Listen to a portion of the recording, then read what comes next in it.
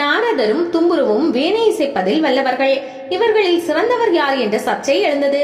தீர்ப்பளிக்க தகுதியானவர் சிவபெருமானே என முடிவு செய்து கைலாயம் நோக்கி புறப்பட்டனர். வழியில் அடர்ந்த காடு ஒன்று குறுக்கிட்டது. அங்கிருந்து ஜெய் ஸ்ரீராம் ஜெய் ஸ்ரீராம் என்ற ராமநாமம் ஒலித்தது. இருவரும் காட்டிற்குள் நுழைந்த போது அங்கே பாறையின் மீது அமர்ந்தபடி ராமநாமத்தை ஜபித்துக் கொண்டிருந்தார் அனுமன்.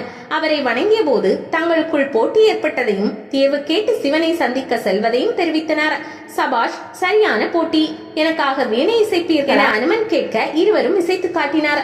அருமையாக இசைக்கிறீர்கள், நானும் ஒரு முறை இசைக்கிறேன் என வீணையை இசைத்தார் அனுமன். உடனே அண்ட சராசரமே அவரின் இசையில் மயங்கியது. நதியில் பாயும் நீர் கூட அசைவின்றி கிடந்தது.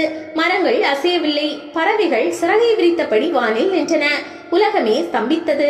அனுமன் அமர்ந்திருந்த பாறை உருகி வழிய தொடங்கியது.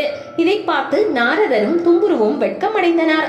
யார் சிறந்தவர் என நமக்குள் போட்டியிடுகிறோமே, கல்லையும் கரைய வைக்கிறதே அனுமனின் இசை. இவரல்லவா இசையில் வல்லவர்.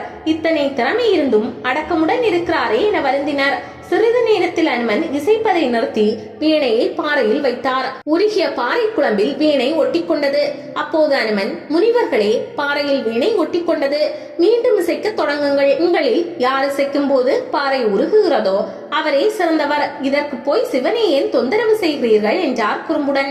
அனுமனின் பாதம் பணிந்த அவர்கள், சாமி, எங்களின் கர்வம் ஒளிந்தது. கல்லையும் கரைக்கும் திறமை எங்களுக்கு இல்லை என வணங்கினார். அனுமன் மீண்டும் இசைக்க தொடங்கியதும் பாறை இழக்கத் தொடங்கியது. வீணை எடுத்த அனுமன், முனிவர்களே, எல்லாம் எனக்கு தெரியும் என்ற கர்வம் நம்மை அழித்துவிடும். அடக்கமே சிறந்தது என்றார். அனுமன் இசைக்கும் போது ஒவ்வொரு ஸ்வரத்திலும் ராம் ராம் என்னும் நாமம் கேட்கும். அப்போது எழும் நாதத்தில் ஸ்ரீராமபிரானே ஒன்றி விடுவார். அனுமனுக்கு பிடித்த ராகம் ஹனுமத்தோடி. கும்பகோணம் ராமநாம சுவாமி கோவிலில் வீணை ஏந்திய கோலத்தில் அனுமனை தரிசிக்கலாம்.